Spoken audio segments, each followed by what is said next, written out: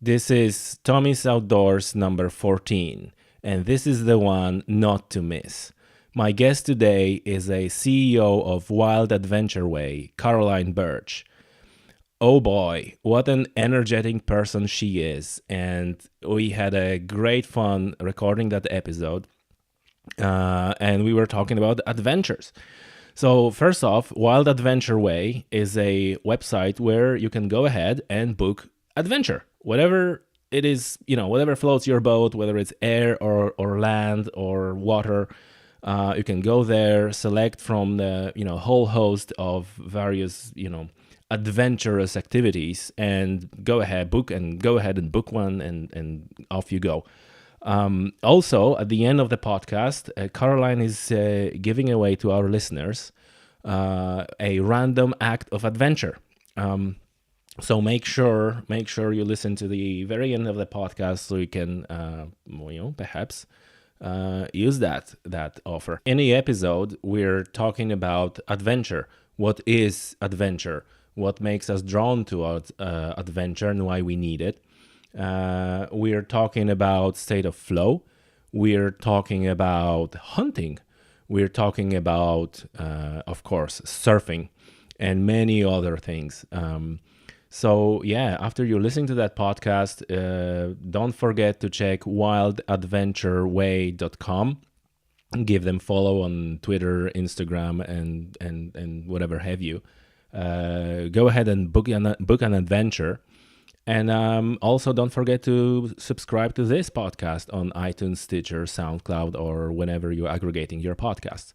So anyway, without any further ado, ladies and gentlemen, Caroline Birch.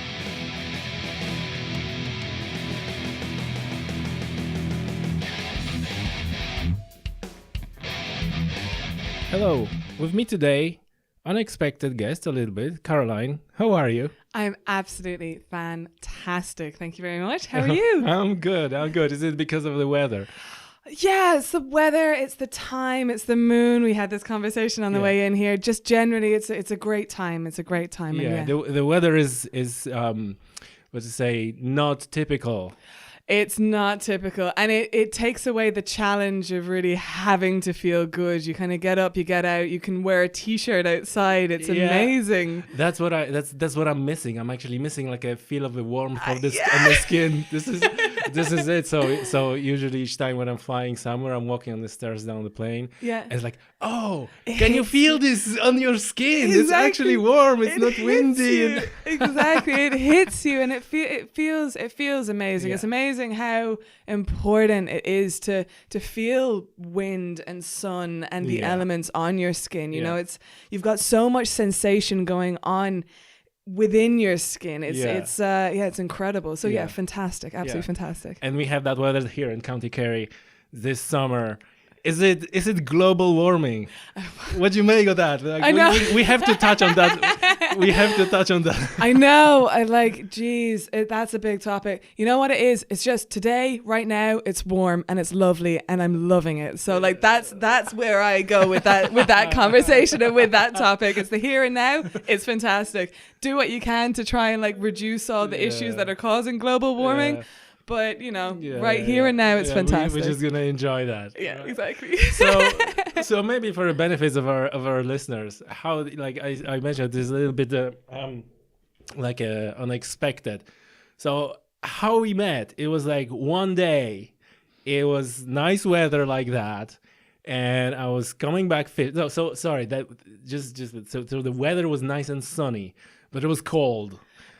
So everybody was pretending it's this nice sunny weather, and they break out the t-shirts and the short pants, and they go on the beach. It's like, wind. Yeah, it's the wind. The wind. It was windy. Exactly. So that was that day. It was sunny and windy, and I was coming back. I was trying to fishing. I was trying to fish for bass, and obviously you couldn't cast the lure because of the wind and all that. Mm-hmm. And then I met you and a couple of buddies on the car park talking about the website. And it's like, hey, it seems like some outdoorsy type of adventure. Yes. Can you tell us about it? Absolutely. Okay, cool. So You met me on a day where I was actually working with Ryan. So Ryan's like a top class kite surfer that's based in Brandon Bay. Mm-hmm.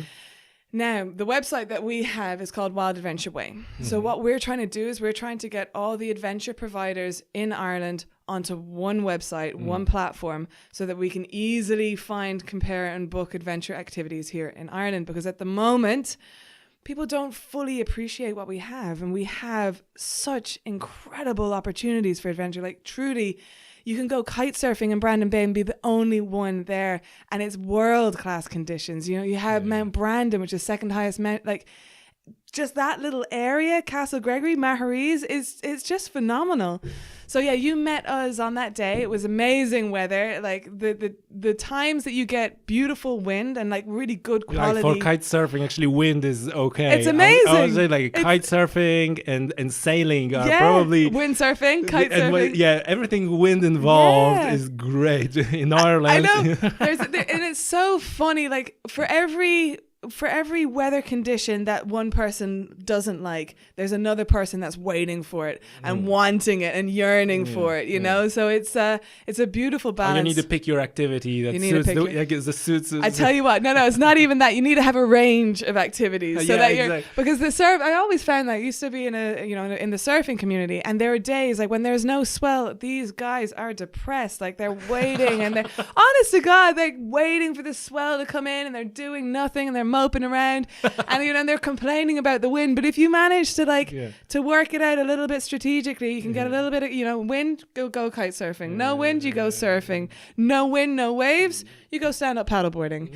Like there's something for every condition, So many things that I didn't even know where to start. So maybe so maybe first thing first, what you define as adventure? What falls under adventure? Adventure for me is something where you don't know exactly what's going to happen in the end. So you don't have full control over what the end result is going to be. It seems like every day. Absolutely. No, and it truly is. It truly is. Adventure is a mindset. Adventure is a mindset, and it's a basic human need. And it's so powerful, and it's a direct link to get into flow. So if you want to get into a flow state, you've got to get into adventure. And the key to adventure is saying yes. If you start saying yes to opportunities which you don't know the outcome that's going to that's going to become or arise because of that opportunity, you're going on an adventure. All right. So essentially you're aiming to be like a hub where everybody was like, I would do something, anything goes. So is it essentially any activities? Like so is there a difference between activities and adventures? Because if you say like, okay, recently I was on they building or planning to build Greenway from Tralee to Phoenix. Oh yeah, cool. Right? Yeah. I know so bike rental, right? Yeah. So if there's somebody says like, hey, I want to be on your website with a bike rental, right? Outside of the business aspect of it, because probably, from a business perspective, you say, oh yeah, sure. Yeah. But then it doesn't sound like a particularly adventurous thing to hire a bike and cycle 40 kilometers, And it was difficult. So at the beginning, I did, I'm coming from a kite surfing, mountain running adventure background. And at the beginning, I went and I was like, it's got to be an outdoor adventure sports. And I wanted it all to be eco-conscious, animal-friendly, and inclusive of those with diverse abilities. But then you're closing the door on a lot of adventure activities. And what's adventure for someone is totally different for someone else. Well, exactly. So we are opening doors to pretty much everyone. Like we have a Segway tour, like in my books, that's not really adventure. But to be honest, once you're getting out into nature, you're doing something different. You're not spending your time in the pubs. Like we're happy having people on board and catering to a range. And if they're coming into that one space, they go on that Segway tour. Yeah. And then next to that Segway tour, they see something about like surfing, or they see something about going for a hike. They're one step closer to sort of branching out. When they're browsing your website, they say, "Oh, what's this thing?" Well, that's it exactly. You're just like, because some people have no idea. So we've also we're launching the Random Act of Adventure campaign. So it's like commit a random act of kindness, which they've got going on, and it's a pass it on, a pass it forward campaign. We've got the Random Act of Adventure. So we launched the company a couple of weeks ago, and we brought the Minister for Tourism and Sport on a random active adventure. It was super cool. So he turned up at the launch. I asked him if he'd come to the launch and would he be up for an adventure. He said, look, once I don't have to, like, once it doesn't jeopardize my Ring of Kerry cycle, you know, and I'm not so keen on getting in the water, I'll be like, yeah, sure. Completely forgot about it. Turned up and in his like suit and like all like proper suited and booted. And then we handed him a wetsuit. He looked at it, was really hesitant because he's like, oh God. But my thinking was, okay, stand up paddleboarding, you're not really like in the water. You're kind of like on the water. But fair play to him. So he got changed, got out, and he helped launch our Random Active Adventure campaign. So he's now passing that forward. Awesome. And then we're going to have a couple of different streams of that going on. So I was going to, at the end, actually offer one of your listeners a Random Active Adventure as well. So awesome. However they get in touch with you, and we'll go over at the end anyway. Yeah, we'll figure it out. We'll figure it out. So that's great. Yeah. So fantastic. So now you touch on a very important thing that in one of the episodes was already mentioned. Like in Ireland, there's so many opportunities. It's unbelievable. And especially, you know, one, like you mentioned, there's not a lot of people. Sometimes you alone, or you're not in a crowded beach, or you're not on a crowded woods or somewhere else. And then, you know, also financial aspect. I think it's really affordable. Yeah. And I was always giving that example of golfing. And again, we may say like whether golfing is the outdoors or whether it's adventure. Probably not adventure, but maybe outdoors. Yeah, definitely outdoors. It's definitely outdoors. And even the tagline of the podcast is, you know, hunting, fishing, this and that, even golfing. Right? Yeah, okay. So not to pick up on golfers, because I like first time I started golfing, I was like, oh, why didn't I try that earlier? It was so nice. It's green grass. Never mind all the rest, but the aspect of walking on the nice grass, the concept's quite nice, right? Yeah. And I said, like, if you want to get into golfing in continental Europe, in Poland or Germany, it's a serious money. You're talking like serious money. Oh yeah. Well, here is like every village has like a 9 holes golf course, and I bought for 50 quid like a used club. Like, awesome, let's go. You know? But then it's still beautiful, because then it's still a game, and that's the important thing about adventure as well. Is it's being playful. You know, like I was speaking about this the other day. Play is so important. You know, as we grow up, as we develop as a child, like play is integral to development. It's so important.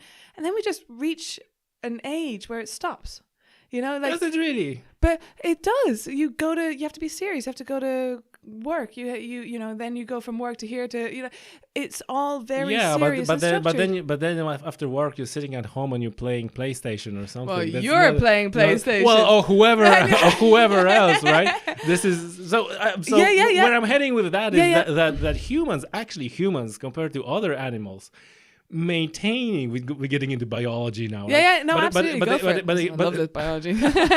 but humans as a species, they maintaining a lot of this childhood characteristics into the adulthood. Like if you compare, you know, cats or dogs or you know, hoofed animals or even gorillas, once they mature, there's very little of a childish, you know, silliness. They still play. There's movement. But I'm not talking about like a house dog. But like a wild animal. They don't display the behaviors known for their young, compared to human beings, where, you know, you may argue that kite surfing or anything like that, it's not exactly. Oh, that's playful. Like, that's playing. That's playing with nature while nature plays with you, and nature, the wind being your playmate. Like, that's amazing, and that's what I would say. Sort of adventure sports have over, let's say, PlayStation,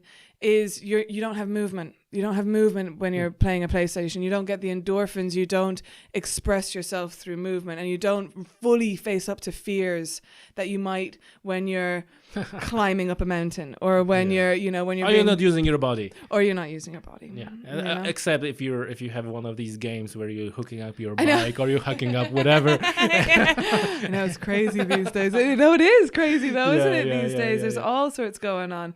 But still, nothing replaces getting out into nature. There are just so many elements to outdoor adventure sports that are beneficial for you. Basically, it started, my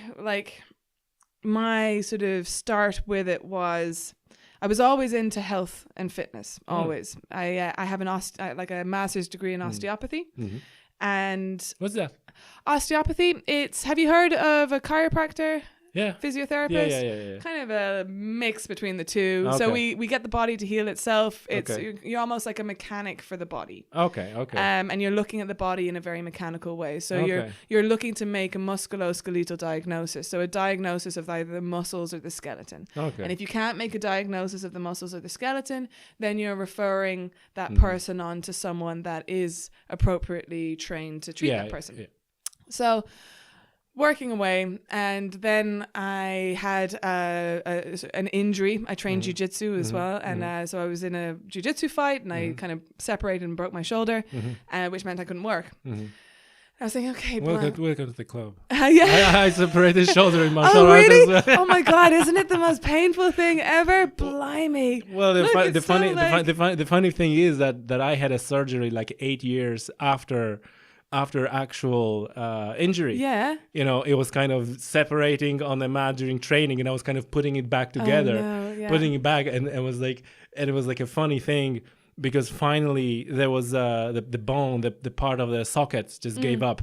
Okay. And so my shoulder started dislocating like on every workout, every training, right? So I said, like, all right, I'm done. I'm going to the doctor. Of course. And then in the hospital, they doing this like a checklist or like an interview. Yeah. And it's like, okay, how long ago the injury happened? It's like 8 years. What? 8 years? Okay. How many times the shoulder separated? And I said, like, well, hundreds. Oh my God. How many times you've been in the emergency? None. It was funny because he goes through that list, and he said, like, I said, no, I'm gonna tell you. No, I go through the list. No, I tell you. No, I go through the list. And then I asked him this question. I said, okay, so you tell me. He just gave up. But anyways, we And what were you training before? It was everything. It started with Aikido. It started with wrestling, and there was Aikido, and there was Kendo, and there was Iaido, and then there was also Tai Chi, but the form with the sword. Yeah. And then Brazilian Jiu-Jitsu guys come to because we had like a mat in place, and say, oh, in Poland? Yeah. Okay. Can we subcontract that mat? And like, yeah, sure. So they start training. So, oh, maybe you're going to join our training. Of course. Okay, so there was like a mixed martial arts for you, right? Except it was like years and years. Yeah, so oh, cool. Nice. Yeah, like hard on the body, right? Yes. Hard on the body. And so, injury, no work, sling, and left to fend for myself kind of thing. And I decided to write a book, and I wrote a book about adventure and the benefits of adventure, and it was kind of like a literature review. So I did a lot of research of the benefits behind adventure, outdoor adventure sports, and I just started learning a lot about flow and the flow state, which is a state of being that you get into, which you get into in PlayStation. Facebook is designed to bring you into a state of flow. All right, I got you. And outdoor adventure sports do it for you as well. And they're kind of... It's a state of mind that you can consciously get yourself into, right? Yes, yes and no. I mean, it requires some sort of parameters. It requires that something has an element of unknown. It requires that something is sort of challenging, but not too challenging. If it's too challenging, then it becomes frustrating, and you enter a state of being stuck, which we've all had. Yeah. But then if you're able to work through that state of being stuck that's when you start entering into the flow state. And when you get into a project and you have that real struggle, kind of like trying to work your way through it and all the rest of it, and then you start to like see the light, and you start to have new ideas, and you start to come at it from different sort of directions, and then you lose sense of time, and the next thing you know, you spent like 7 hours on this project, lost all sense of time, and like you don't even know where you are, and that's flow. And that's what you get into when you go out into the water, when you go out kite surfing or surfing or mountain running or whatever it might be, cycling, whatever it is, especially when there has to be a sense of challenge to it. If there's no real challenge, if there's no real challenge to it, it's too easy. You won't actually enter that flow state. So how the flow state is different, or is it the same thing as this kind of meditative state of mind, like when you're paddling or when you're cycling for 8 hours straight, and somebody asks you like, what you thinking about when you're cycling for 8 hours? Nothing. Like nothing, right? I don't like, is that the same? That's it. That's flow state. So this is the same concept. Absolutely. Okay, absolutely. But there is no, so you say like a unknown is required for that. What is required? Unknown. Or just say element of unknown and an element of unknown. Yeah, absolutely. Like you don't actually know what's going to happen. You don't specifically know what's going to happen. It's like in the game with the PlayStation, you don't know exactly what's going to. If you knew what's going to happen. So what's the element of unknown when you're cycling or when you're pedaling your kayak? Well, you never know what's going to happen. And that's the beautiful thing with nature. You don't. You genuinely. Okay, so that's a elements. Exactly. That's a unpredictable. That's it. Not just the elements, even just yourself. Whether you can make it for 8 hours or whether you hit a pothole, and and when you're going down a hill super fast when you're cycling, like I don't know about you, but like. The thoughts do come into mind, like, oh Jesus, like if something was if I hit a pothole, like I'm done. Or you're coming around a bend really fast, and you're going, like if someone comes around that bend now while I'm coming, and you have those moments where you're like, oh, that was a close call, and then like that gives you a bit of drive to go a little bit further, and then if you're able to push yourself a little bit harder, a little bit further, a little bit faster, if you're able to sort of beat your time, or and it comes into then playing with yourself, being playful with what you're doing, and then because the moment it becomes too serious, you lose flow. Right. The moment that it becomes too serious, too structured, too strategic, too thought about, you lose your sense of flow. And often people will say that as well. If you think about it too much, it just doesn't work. It doesn't happen. If you overthink things, it doesn't happen in the same way. And that's why and it's the same with like martial arts, with the training and the practice. You have to train and train and train. You have to make the movements second nature so that you don't have to think about them. And then you can get into flow. Then you can go into a fight, and the fight just goes like 5 minutes or whatever, like 6-7 minute fight, and you don't remember any of it.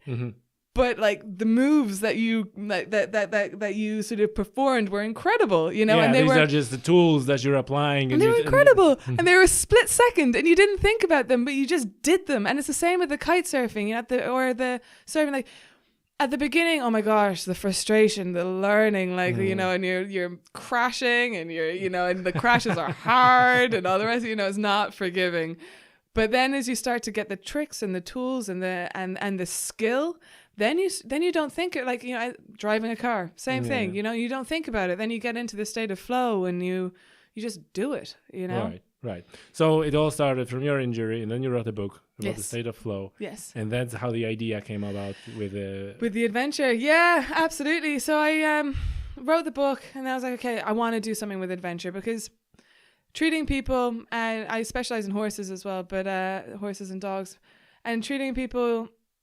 I'm working as an osteopath. I love it, and it's a gift. It really is a gift, and it's a very special gift. But I was always running that risk of, okay, I can't do risky sports and be working as an osteopath, because I can't risk injuring myself. If this is my livelihood, and this is where my livelihood is coming from, one injury, you're out. You can't work. You can't earn.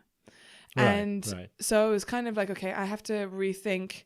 And I decided 2 years prior to that I wanted to develop an online business. So I started retraining in sort of developing myself to know how to run an online business. Yeah. But then I kind of not forgot about it, but I kind of lost focus. I came back to Ireland, and after having lived in a Volkswagen Polo for like, I don't know, almost a year. And came back to Ireland, started working as an osteopath again, got injured, which was kind of a blessing in disguise. It was like, no, you know, refocus. Here it is. Here it is. It actually happened. Like, this is it, exactly. And refocused and wrote the book and decided, yeah, okay, something with adventure. And I was like, I don't want to be that person that like brings people up Mount Brandon like 3 times a week, you know, and then again you're in that situation that if you get injured and all the rest of it. And then we were thinking like, so a lot of my friends are adventure providers, like Ryan, like Eddie, like Jamie. So a lot of them are adventure providers, and they all do their own separate thing, and they all rely on leaflets and word of mouth. And and then when I started talking to tourists, and you're like, oh, what did you get up to while you're here? And they're like, oh, you know, we just like went to this pub and that pub, and you know, you know, did you go here? Did you go there? And they're all so busy just driving through Ireland. Everyone just drives through, you know, and they don't know what's going on around the place. And I was sort of thinking, oh, blimey, how cool would it be if like they were all sort of working together in one space? And then I was like, oh, this must exist. Like, this has to exist. And looked at Wild Atlantic Way's website. Oh, yeah, cool. Like, this is it. But they've got everyone's website on their page. Yeah. So then you go and then you have to go into everyone's website. And like, I'm not even joking. Like 70% of those websites are wrong, as in their error 404 doesn't exist anymore. Like, you're not joking. No, I know I'm not. It is the fact. And then the rest of them are wrong information. You know, like really old, really low functionality, and just horrible. And so you're kind of vetting all that information on your website to make sure that this is it, and then so you are like a one point of contact. Yes. So essentially, I don't have to go to any other website anywhere else. No. Just like here it is. Here's what I'm booking. Exactly, and it works for everyone on the website as well, because what happens then is when someone comes, like say you have a surfing activity, someone comes surfing with you, and now they're like, oh, cool. So we're like, you know, because they're all traveling up the Wild Atlantic Way or going down Ireland's ancient east, you know, and then you go, okay, cool. You want to go and do something else? Just head on over to this website and book into your next activity. And you can, by adopting that kind of an ethos, and by everyone within the community adopting that ethos, you'll get the same sort of respect or the same courtesy returned to you. And that's the idea that we build this community that we're all just, you know, we're passing them along, we're passing them through, and they come from one adventure activity, they choose and book the next one. Yes. And they experience Ireland in a much more interactive way rather than just driving through it, you know? Yeah, but I was talking with a guy who's runs B&B, and he said like the people, they often have like a checklist. Yeah. You know, you go in, it's like, okay, checklist, right? Cliffos Moher, number 1. Yeah, I know. Done. Okay, what's next? What's next? This, exactly. Done. Exactly. And it's like 5 minutes, you know. And I kind of been on that side as well. Except it was kind of, it was years ago. We've been in Italy on a technology conference, and it ended up earlier to say, okay, let's do something. So we said, okay, while we're driving back, the Venus is on the way, so let's do Venus. And I'm not kidding you, we spent maybe half a day, right? and we said like at the end of that we can write a guidebook titled "How to Do Venus and Where Not to Eat." Yeah, but that's the reality of it, you know. And like fast.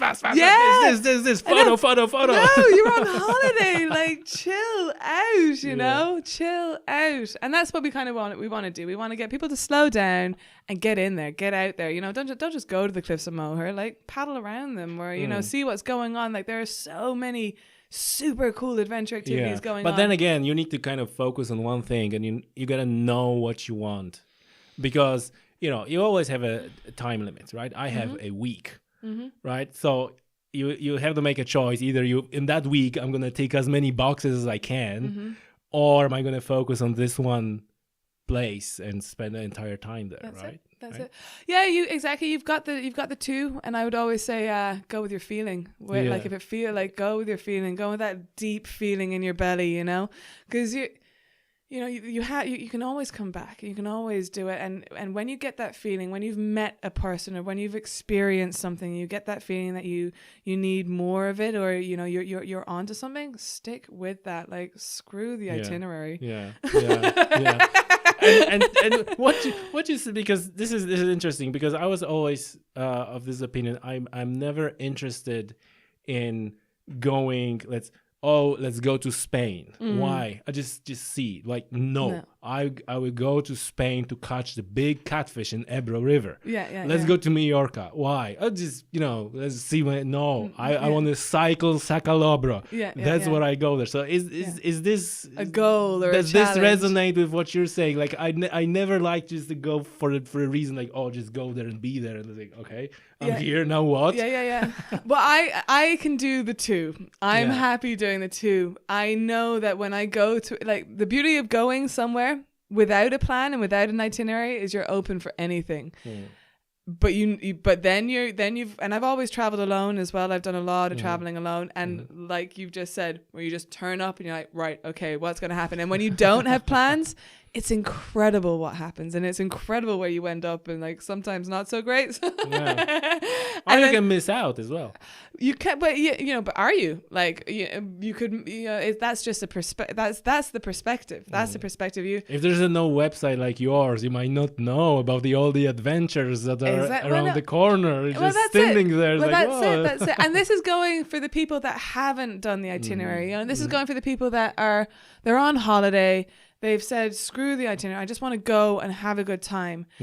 And they've arrived, and they're kind of like, okay, cool, what to do? Well, at least on this website, you can go, you can look at where you are, you can see what's going on in the area, and you can just book into it. You can look into the next place. So as well as going to ticking your boxes and your checklist, and okay, we're going up Cliffs of Moher. What else is around in the Cliffs of Moher? And talk about wanting to meet people. You want to meet locals while you're here. You want to meet actual genuine, like, people that are living the culture, and you want to get into Ireland. Like, this is the best way. Like, this is it.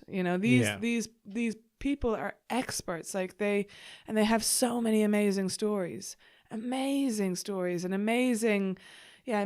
sort of knowledge of the land as well. It's so much to learn. It's really special. This is the benefit of being local and then talking to the locals. It's kind of like a very, nothing big, but then when you're not in that space, it's like, oh, it's quite exotic. It's like, oh God. And it's amazing what you'd find out. And like, still, even still, it's amazing what you find out. We were talking to adventure providers yesterday, and we were up in the Wicklow area, and it was and they're just incredible. They have a lot of boats, catamarans and hollycats and whatnot, and they're so passionate. And they're so passionate into what they're doing, and they're running this academy, and they're taking part in all these like European races and all the rest of it. And this is happening, and sailing, like, no one, like, very few people sail here in Ireland. Like, very few people. Oh, I'm surprised. And we have in, like, such amazing. There's a wind blowing like 350 days a year. It's ridiculous. And it, like, exactly, and it's not busy. That's one of the big things about the water sports. The water sports sector is really underused, and by our local community as much as the tourist community. Like, the locals don't get out as much, get out and enjoy it as much as the tourists do either. It's not a shame, but it's there to be. Well, it is a little bit. Yeah. I know. But I don't want to bring any negativity into it. But it's not a shame. It's just an opportunity. It's an opportunity. Exactly, it's an opportunity. Exactly. It's like a fishing boat charters. Is it full on the adventure? So, and I know you're like a fishing and a hunting podcast. So it's funny that I've ended up on here. let's talk about fishing charters. Okay. So I am quite like everyone's opinionated, right? Like that's what makes up a human almost. Yeah. Go ahead. We heard a disclaimer. Now go ahead. Okay. So short answer is I wanted to have it animal friendly.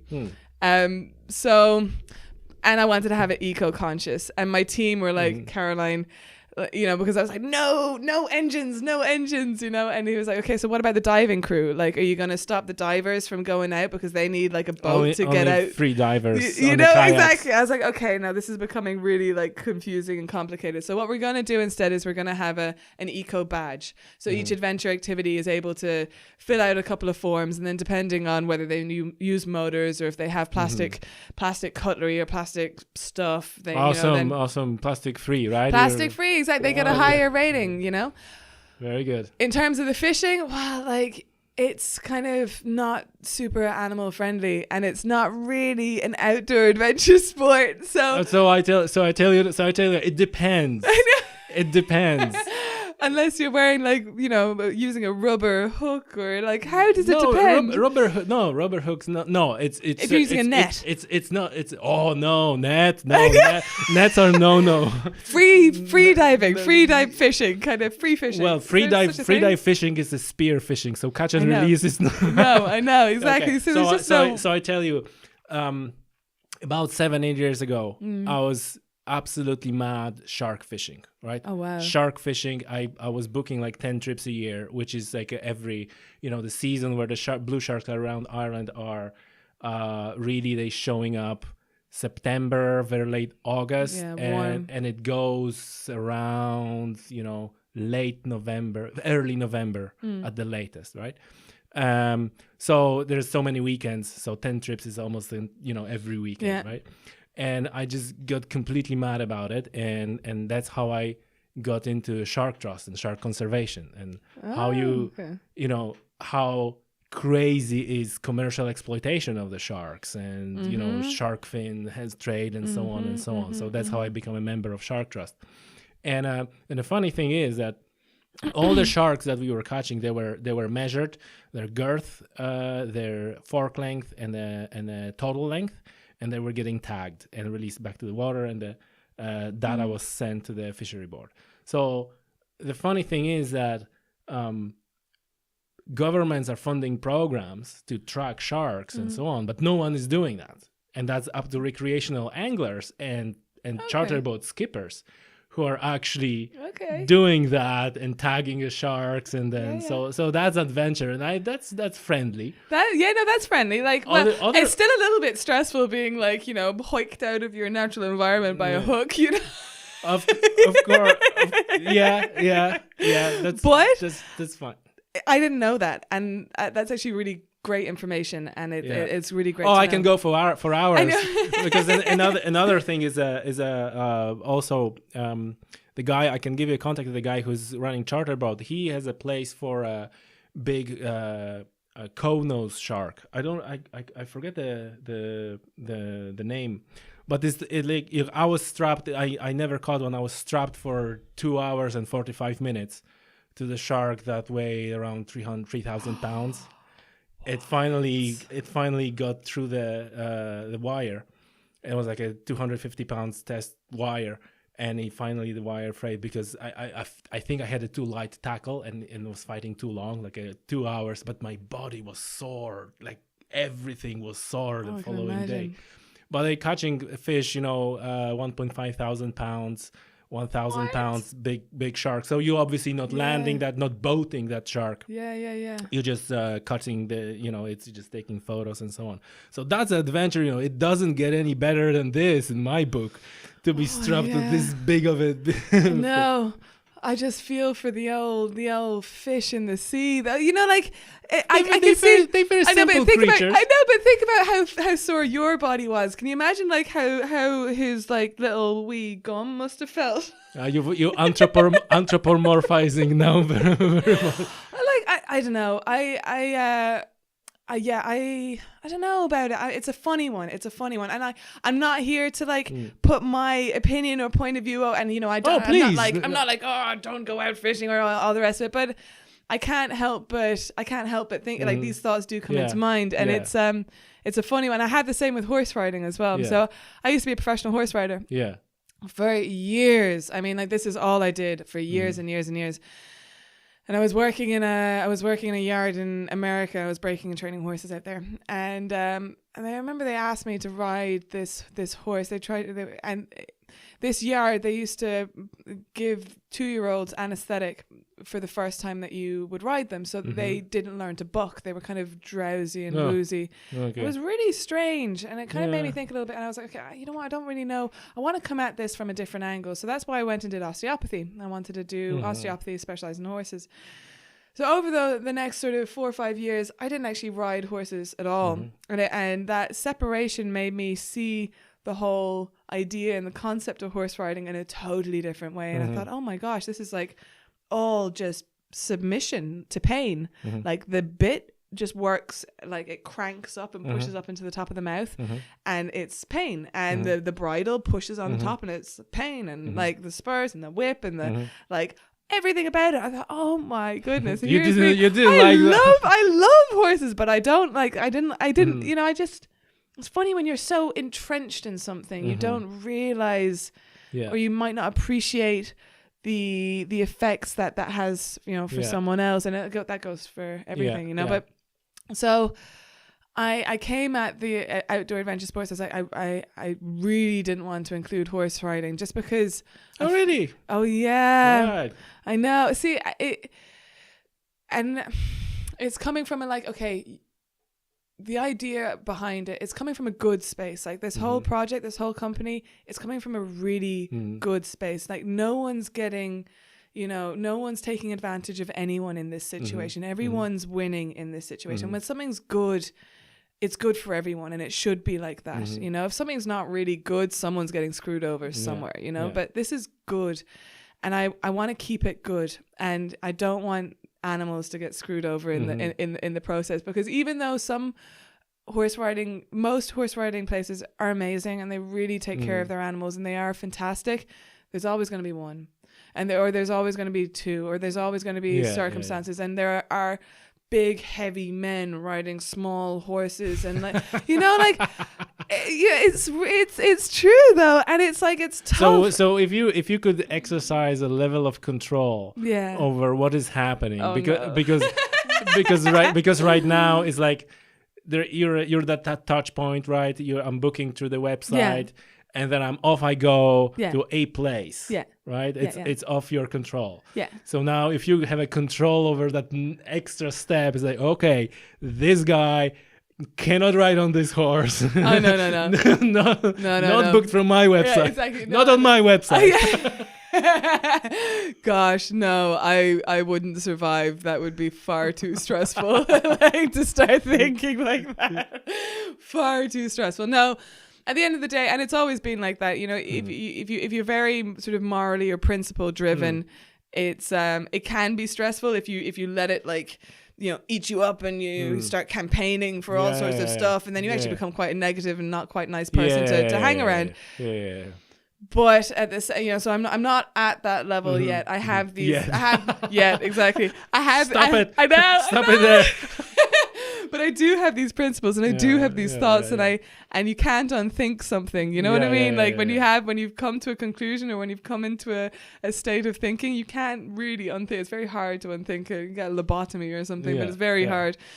And so there is a limit, and it's like, okay, if I'm going to stand behind something, and if I'm going to promote it, and if I'm going to really work my heart and soul into something, it's got to be something that I feel comfortable with, and I feel comfortable with segways, even though they're not outdoor adventure sports, but I don't feel comfortable with horses.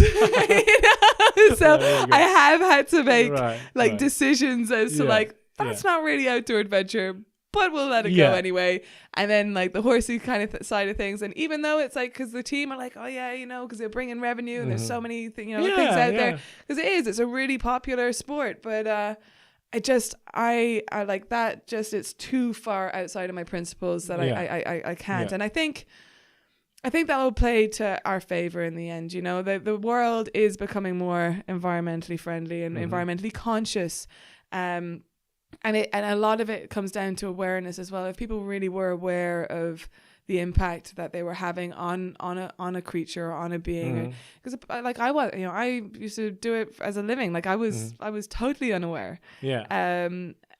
So it comes down to an awareness, really, I think. Yeah, so two things. So first of all, just for the record, the species of a 6-gill shark. Okay. 6-gill shark. I don't remember. And the funny thing is that we would thought that people will just, queue up to go and catch this big of a fish. Yeah. No. They prefer to go to Caribbean, go for like other big, Yeah. maybe because it's not fighting, it's kind of like lying on the bottom. So that's a 6-gill shark. And perhaps if I can show that it doesn't have nerves in the gums or in the, then you could go to your website because it doesn't feel anything, right? So that's a scientific proof. Like, it's okay. Yeah. I'm sure there would be a way that you could swing it, that we could get it onto the website. The environmental, like the tagging and like doing good, like that's a something, and if you came at it from that angle, totally, like, at the end of the day, I'm not like set in stone, and I'm open to suggestion. I'm open to learning, and I definitely don't know it all. And I've never looked at something like that as an adventure sport. Yeah. Awesome. Let's explore that, because this is something I can again go for hours. And even I think that next week there's gonna be blog post about catch and release. Okay. Fishing, where essentially I'm saying that catch and release is a conservation tool. It's not, it cannot, so obviously catching the release, you're catching the fish and you're releasing it back to the water, and that it cannot stand on the grounds of ethics or morality or any of that, because at the end of the day, like you said, you're sticking pointy hook into the fish, you're removing it down to the water, fish is in agony, you're photographing yourself and smiling and whatever, right? I see those photos, I think, oh my gosh, come on. Yeah, so it's not like an ethical anything. It's a conservation tool. It's meant to, and on doing good for animals. This is like a subject that I just recently got into, and I find it incredibly fascinating, especially with hunting as a tool for conservation and for funding conservation, and it's so complex and it's so fascinating, and it's really difficult because, for example, like even without going and talking about Africa, because it's a whole completely different game, but even Scotland, where in the Highlands there are red deer, and hunters are the ones who want to preserve the deer and protect the deer and have enough deer in a landscape and harvest selectively and so on and so on. The environmentalists, they want to kill all the deer. They want the deer gone. Like, we're here to protect nature and the habitat. So guess what? Kill all the deer. Which is like, So, I know. So a lot of people are coming from this point of view, like, oh, this poor little creature, this one singular animal, and I want to do no bad, to that one singular animal. While in fact, you need to look. Okay, hang on a minute. You cannot act as if human hand is not at play. And you need to take the whole population and make sure, like, okay, what is happening with the whole population? How do I manage that whole population? How do I not gonna cause conflict with human, which is gonna backfire on this animal? And the more I learn about it, the more I get into this, it's incredibly fascinating, how complex that is. It is. And it's almost too complex for a human to interfere. It's like, it shouldn't be our responsibility to, not in a sense interfere, but it shouldn't be our responsibility to sort of find that balance.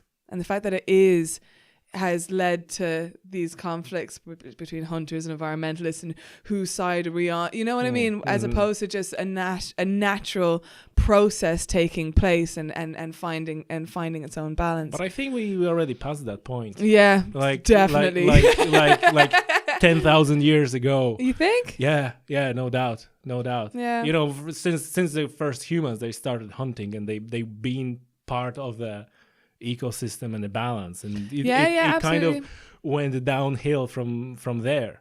Have they introduced wolves into Scotland yet? I don't know, but I don't think it's a good idea, to be honest. Don't you? Yeah. Why don't you? Well, because so first of all, you're creating conflict with farming industry, no doubt. There's a massive problem with farming industry. So you have that point. You have all the issue of like insurance for farmers and so on and so on. Now, wolves, they will grow. The population will grow, and we see that for introducing in Yellowstone, and even in France and in Greece, where people are actually taking children in the buses to school because they are afraid because of a population of wolves, which are killing dogs, and they are actually dangerous animals, right? So then there's like, oh, we need to control population of wolves, right? And that goes from people who are living out there, and if they see pack of wolves tearing apart their cows, right? That's not the right. I know. So then the law is being made with complete separation by people in a city who thinks like, oh, this wolf is this good ghost of mountains and we need to protect it, and it's like, no, there's a reason we killed all the wolves before. And so then you're creating this massive conflict and massively difficult situation where you need to control population, and the people who introduce it don't want to control it. But it plays out in various states in the US, and there's a big discussion about control. You know, everywhere where the wolves are introduced, there's like, okay, how the recovery looks like. Okay, this is how the recovery looks like. Once we achieve that, then we need to start controlling population. We're achieving that level, and there's, oh no, we cannot start controlling the wolves because we just introduced them. You know, we cannot hunt them. And there's like massive problem created. Scotland is a very tiny place. I don't think there is enough room for that problem.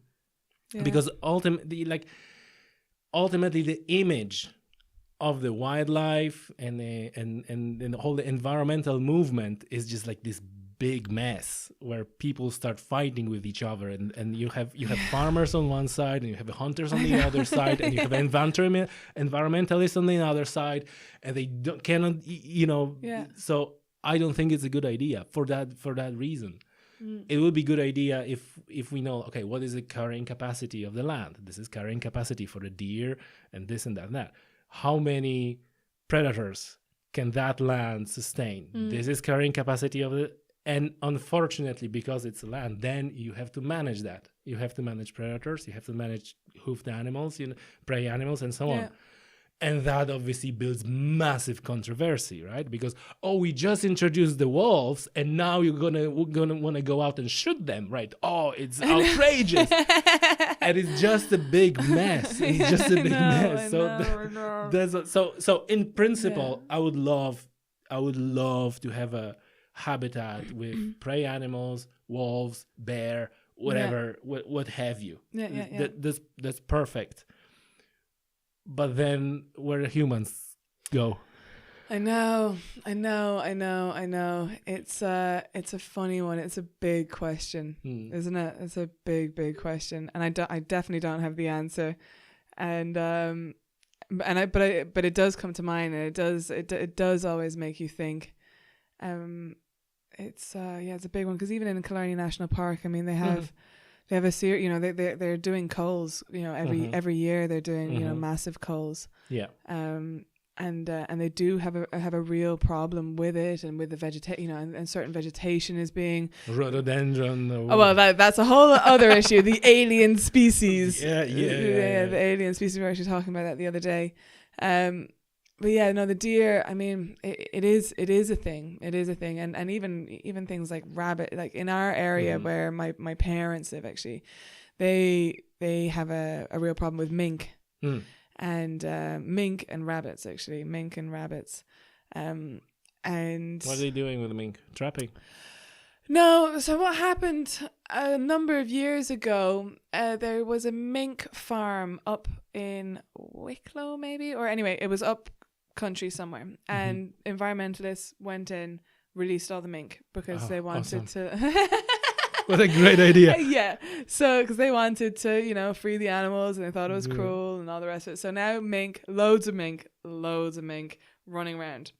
And they were causing all sorts of problems. There's a decimating ground nesting birds and all that. Exactly. They eat everything, and they like everything. And even in terms of like chickens and livestock, you know, well, not livestock, but chickens. And also there's an animal called the pine marten. Have you heard of the pine marten? Mm-hmm. So it was eating everything that the pine marten would usually eat. So now the pine marten doesn't have the food. So then which is native. Exactly. And then this gets better. So then the government were like, okay, cool. Like, we've got this problem. We're now going to give a reward to anyone that kills a mink and that can show us that they've killed a mink. So like, you've got all these farmers and whoever, I think it was something we were talking about the other day, like £5 for a kill. And, but people didn't know what a mink, like the difference between a mink and a pine marten. So a lot of the time... So they started killing pine marten. So a lot of the time they were just killing pine marten. So now we have like an endangered species of like, you know, a very low numbers of pine marten because of it. Yes. And it just highlights the beauty of human intervention. Exactly. Exactly. Well said. You know, well and said. it's and so that's why I'm tentative to even think about my opinion associated with a solution for deer or this or that or the other, because I'm like, you know what, it like I definitely don't have the it's super complex, and you need to take into account so many so many aspects of it. There's like in Killarney, it's interesting because in Killarney the red deer that lives in Killarney, it's actually native red deer, and it's protected. You cannot hunt it, and you know the only time when you can hunt it is under Section 54, I think, when they causing damage to farming, right? So then what else is happening is they have a Sika deer, which is non-native deer. And what happened, for example, in Wicklow, Sika deer hybridized with red deer, right? And there's a whole mess there.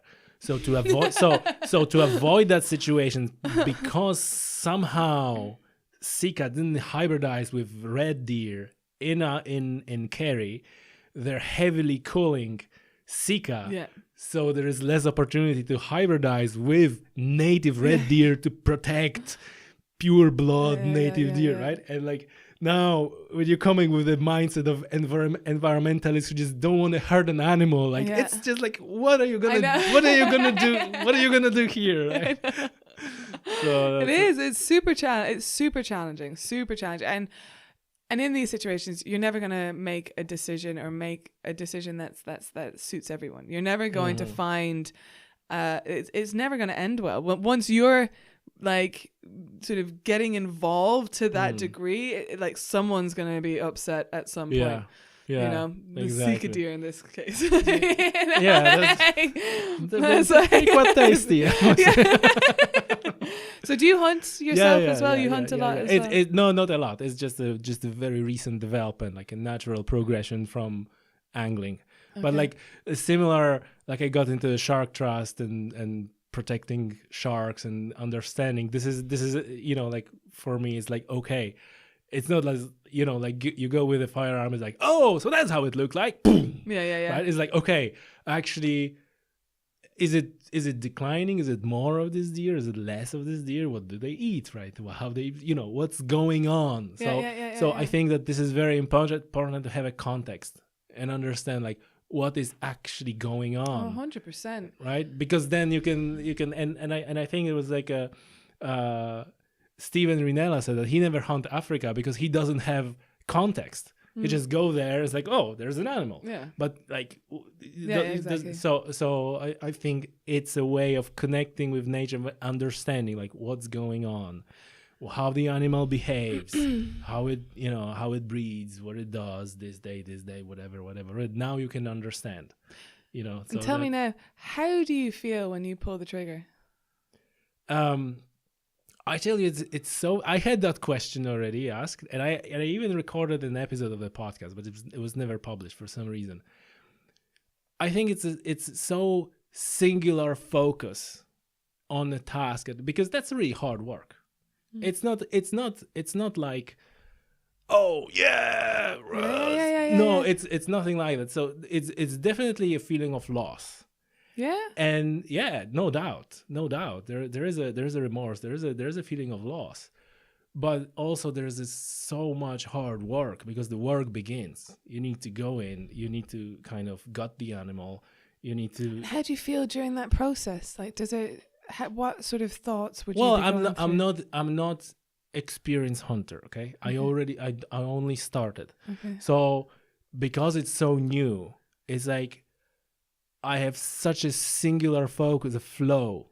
Yeah. It's such a singular focus. Like a first animal that I shot, I was just 100% focused on the task. Now I need to mark the place where, I need to go there, and I need to look at the animal, and now I need to, open the body cavities and cut it up, and remove the guts, and check the lymph nodes if the meat is good, whether it's not, and all this thing. And now the hard work of actually from the mountain, or from the, actually getting the animal from it's a hard work. Okay.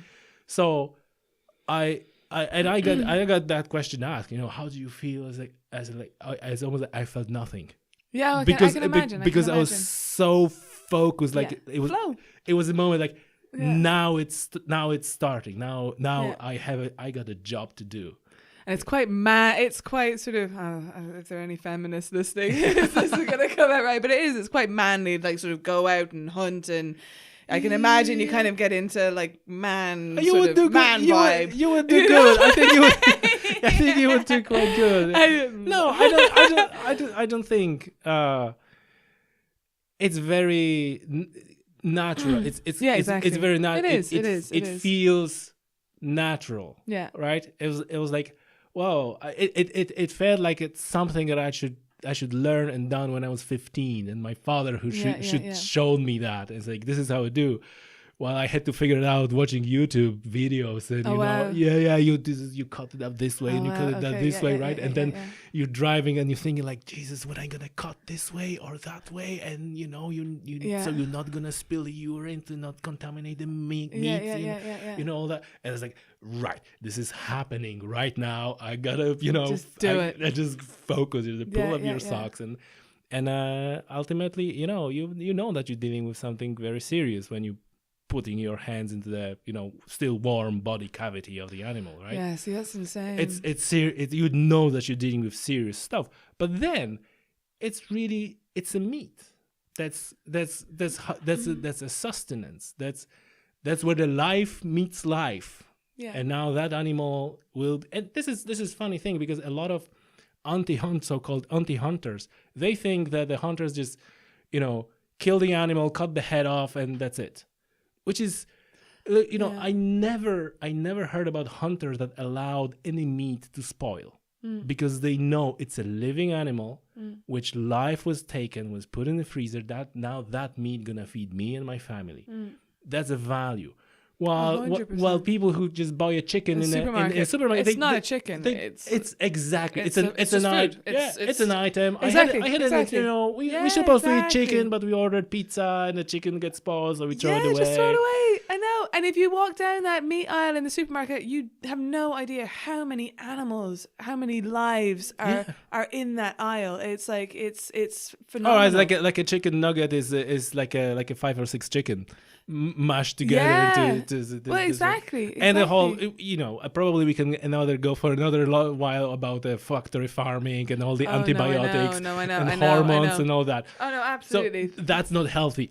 Oh no, absolutely. And it's very natural. It is very natural. Humans eating meat and all the rest of it. I don't eat meat myself. But I've never been. I never judge anyone for that. And I actually, I commend those that do hunt for themselves and go through that process of understanding that it was a life and it is a life, and that's why I was asking about how you feel. You can appreciate it. You appreciate every moment of it. Exactly. That's that's a moment where you appreciate when you actually put the, pot or the roast. It's like, you know where that came, what went through to get that, and you saw the moment from life to death, which I think is a really important realization, which isn't sort of felt enough, go down the supermarket, you know what I mean? That's exactly, there's these, don't go hunt, you want a meat, go buy a meat in a supermarket where no animals get hurt. Yeah. What? I know. No.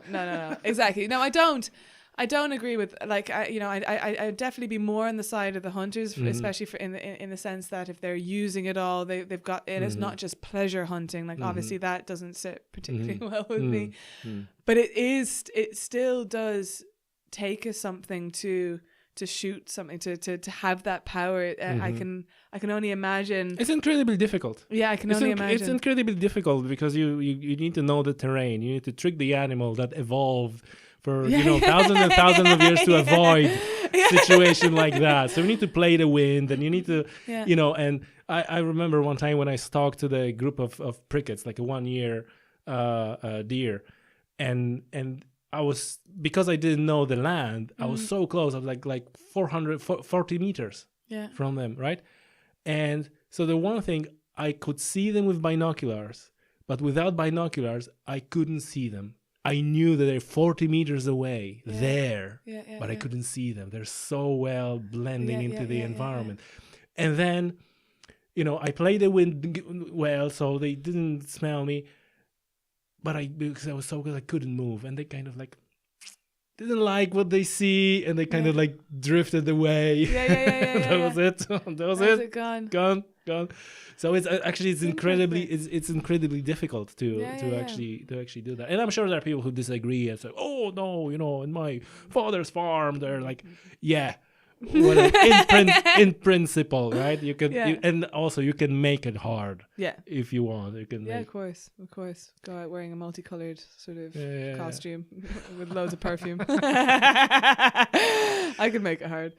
No, it's interesting. It's really interesting, and it's interesting to hear the way you talk about working with the land, and that interests me. And it does, because let's say we go back to kite surfing, someone that. It's so funny. You don't realize what you know until you see someone that doesn't know it. Oh, absolutely. Yes. And so you go to the beach and it's windy, and you see someone trying to put, let's say, a wind guard up, or put their towel out, and they're working against the wind, and they're trying to shake it into the wind, or they put down a bag and then the bag flies away, and they just and you think, oh wow, that whole situation is really tough for them. But if they turned this way and then worked with the wind, if they just knew that nothing's going to stop the wind from blowing right now, and you do have to just work with it. No, exactly, it's not going to stop. So. But it's knowledge that you just develop, and then the same with the mountain, going up and knowing to have you need to have a waterproof jacket with you. You don't know what it's going to be like if there are clouds on the top. Even if it's beautiful down below, you don't know what it's going to be like on top.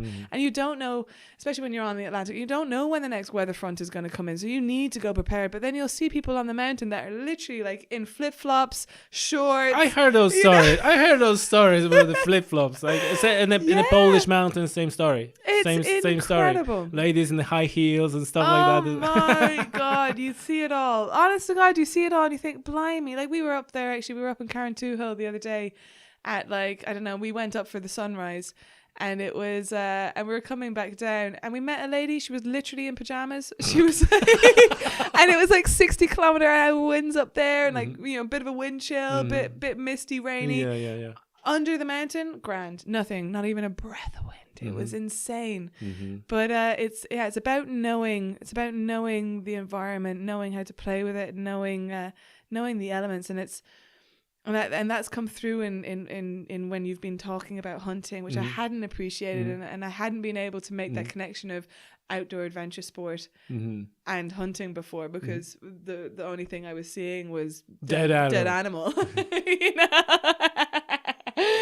But you've kind of opened my eyes up a little bit. Oh, to good. that, which is good. I'm not going out hunting. I'm glad. You never know. You never know. No, definitely not. Maybe with pink rubber bullets or something. But no, I don't think I'd be going out hunting. Foraging. I'll go out foraging. Women were always the foragers, the hunter gatherers. We were the gatherers. You guys the hunters.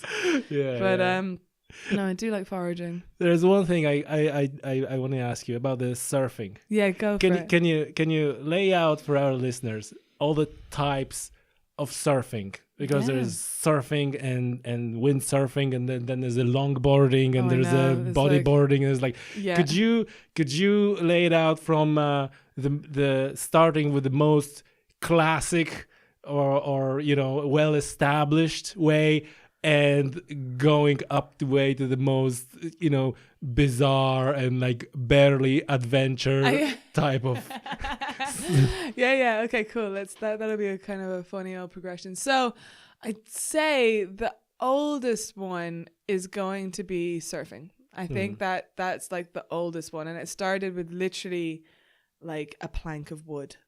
And then that plank of wood evolved into a slightly longer plank of wood with fins, so give a bit more direction, a bit more grip. And then that plank of wood now became shorter again and more rails, so it grabs a hold, and you can really angle it, and you can really maneuver it, and fins. And then that was your shortboard surfing. So that's the sort of the classic surfing. So you walk us through a progression of a. You start on a longboard. Okay. Start on a longboard. So first is long, big, fat, foamy. But you're saying now about starting as we are right now, or are you talking about in history, I was starting with the history. So with the history, it started with a plank. It started with a plank of wood playing in waves, and that was that. But if you were to go out if you wanted to go surfing and go out starting to surf, you would start with a foam board. So it's made out of foam. It's not going to hurt you. And it's big, and it floats, and it's easy, and it catches pretty much everything. And you can just play around in the white water. As you get better, that board can get smaller, and you can go right down to sort of 5-foot boards. And you could decide that that's not your style, and you prefer to do a nice flowy, long kind of. It's a style thing as well, and there's a different style to riding a short board to a long board. So there you go. So two types. Short board, long board. And what are the advantages of a short board? Is it a quicker and more aggressive? Quicker, more aggressive, more sporty, and you catch a different type of wave as well. Oh. You're a longboard, you'd be able to catch more sort of a wider selection of waves. You need a lot of power and a certain type of wave to be able to power a shortboard, because it's got less buoyancy, so it needs more energy. Whereas a longboard, you can pretty much stand on it even without a wave, and you're going to be okay. You're not sinking. So they're the two surfing. Then you have windsurfing, I think, is the next kind of most well-established water sport. That was, so you've got a sort of a... We have plenty of wind, but we have no waves. But even with the waves, you can windsurf waves. And oh my gosh. And we actually had the Red Bull Storm Chasers. They came down here a couple of years ago, and they are incredible. You're talking about 40-foot swell, and these guys, and it was beyond belief incredible. YouTube it was insane. So windsurfing has been around for ages, and I think they also had the Windsurfing World Championships here as well about 10 or more years ago. So windsurfing's great. Really, really great. It's actually not that difficult. It's quite easy to get the hang of, and you're powered by the wind. You've got a sail attached to a board, and once you angle yourself right, you just fly. And again, it's the same as surfing. You want to be more mobile. You want to be you want to be in the waves. You have a shorter board. If you just want to blast across a bay super, super fast, you have a slightly you have a bigger board, and you just blast. Then Then kite surfing really came onto the scene. So kite surfing is one of the newer sports.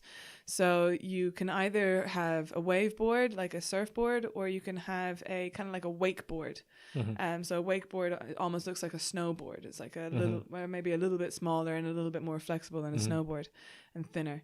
And you have a harness on, and you have a sort of 25-meter lines. Those lines kind of can vary as well, depending on how, depending on the kite, the wind. There's I presume there's 25 types of kites. My gosh, for wind. This it's and exactly that, and that's the usual. Well, exactly. It's with every sport, and everything. It's like you've got to, the elements throw at whatever the elements throw at you. You've got to put up, and you've got to match that with the appropriate equipment.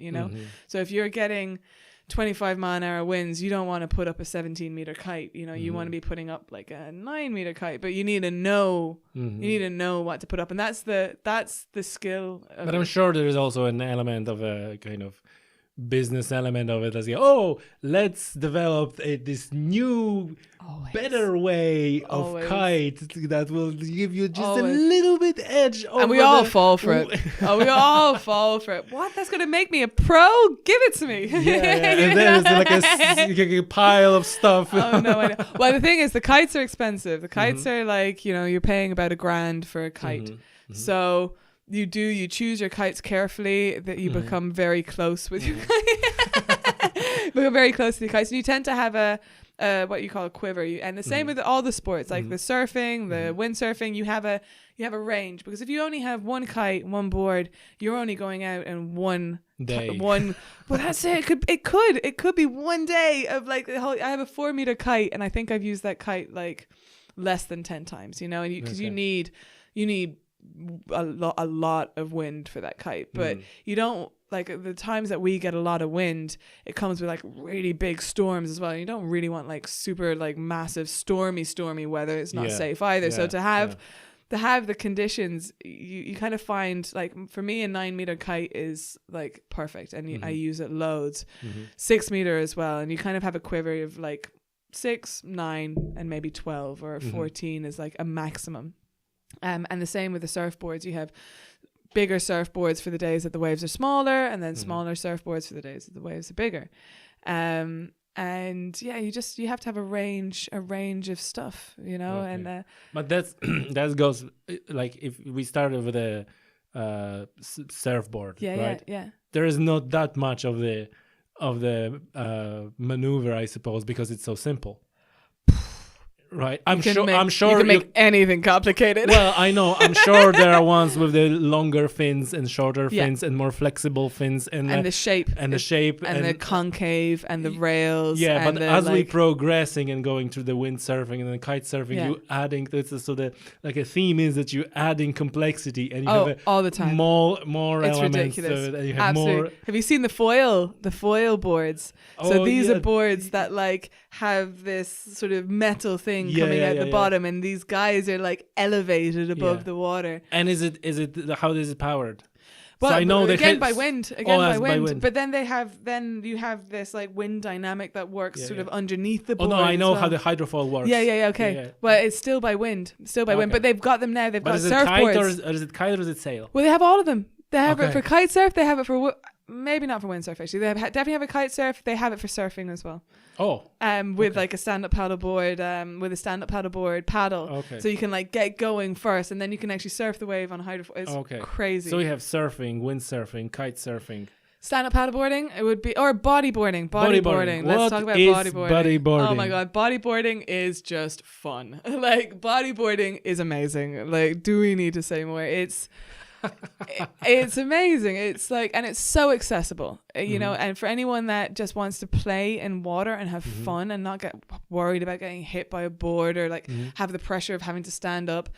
Bodyboarding is literally just a board that is not a whole lot bigger than your body. Like these buoyancy things on the pool. Yeah. For people who are learning to swim. So a bit bigger than that. A bit bigger than that. But that idea. Totally the same concept. Absolutely. So a little bit bigger, like maybe 4 times bigger than that. Grab a hold of that thing and just head out into the water, pick a wave. And you know what? It teaches you timing. It teaches you timing of like when to actually catch a wave, and when the wave is powerful, and when the wave is breaking, and when to. So it's meant to not let you get under the water. Because it seems like hold on to that thing and let you wave. No. It's a proper sport as well in its own right. You know, like that thing, like you can be really dynamic with bodyboards now, and you can do all sorts of like flips. And again, it allows you to get a totally different type of wave. So now you can get like real dumpy beach break waves that you wouldn't be able to get with a surfboard, because you'd end up just like surfing your board into sand. So now you can get these like insane waves that you can't surf with a surfboard, but you can surf with a bodyboard. Yeah. So they're just different tools to get to different, get to experience, the same thing in a different way. Yeah. And you can wear them with flippers as well, so that helps you get into waves. So let's say you're going out into bigger waves, and because you can't paddle the same as you can with a surfboard. I bet that the surfers are looking down a little bit. Oh, totally. Totally. I mean, the whole community in the water is so messed up. Like the surfers, it is like the surfers look down on the bodyboarders. The surfers also actually the surfers don't like anyone. The surfers don't like it. They don't like the kite surfers. They definitely don't like the paddleboarders because they're on my waves and my water. Well, exactly.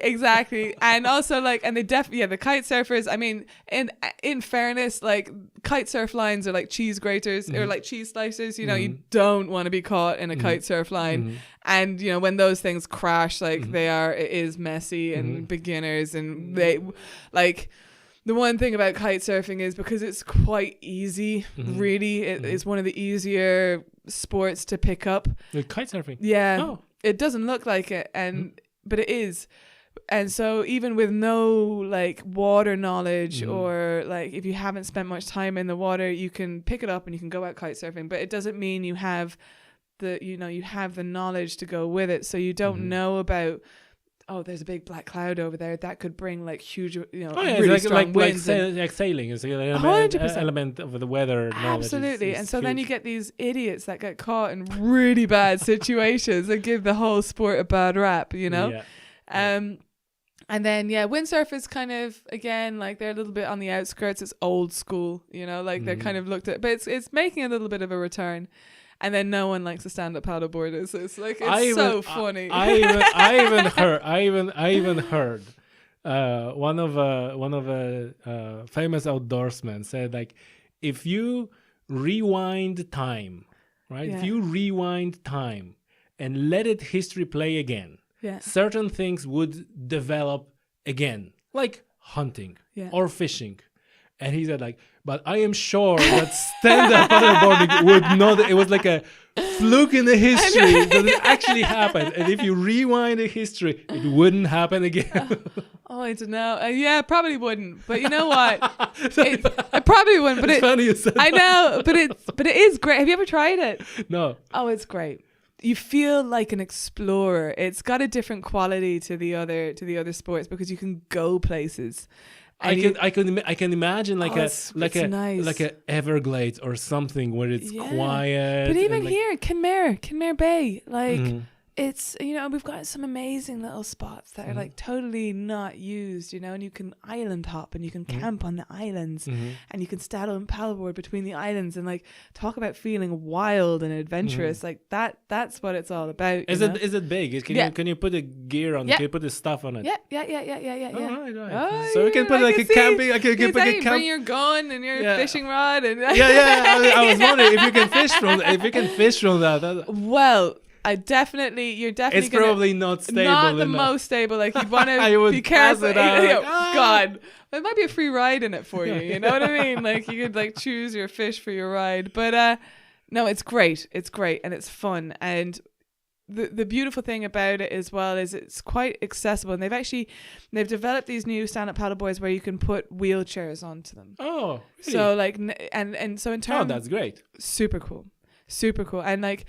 If you have any kind of access issue or if you've got any kind of disability at all, stand-up paddleboarding is one of the sort of easiest ways to get out on the water safely, I think. And you can get these like pontoony kind of things that go alongside that, stabilize them even more. So it is. It's a great sport. It is a great sport, and that's the thing. There is something out there for everyone. You know, there truly is. You know, and you meet people like I met someone today, that are really caught up in their minds and thinking, and you know they don't quite know what's going on, and I know they just need to find their something. They need to find their passion. They need to find their sport, you know, and there genuinely is something out there for everyone. And with that sport comes an amazing community. You know, comes like-minded individuals. Exactly.